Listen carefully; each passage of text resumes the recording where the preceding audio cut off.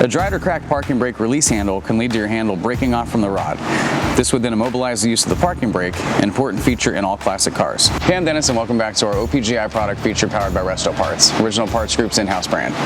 Today we're going to be looking at our 1964 through 72 GM A-body parking brake release handle. This is the pull rod and handle that releases the parking brake ratchet assembly when it's engaged. 1970 to 72 Chevrolet models are available with the release rod and handle pre-installed, while the handle is available for 1964 through 72 Oldsmobile, Pontiac, and Buick vehicles. Handles are manufactured from injection molded ABS plastic and case hardened steel tooling for authenticity. Our release rods are bent from steel into the correct OEM shape and coated with the black paint for protection. At the end of the production line, every handle is carefully painted with the correct white lettering and arrow where applicable. Thanks for watching, and don't forget to subscribe for more product features and updates. For more information on these and other great products, please visit us at opgi.com. Call us today or use our fast, convenient website.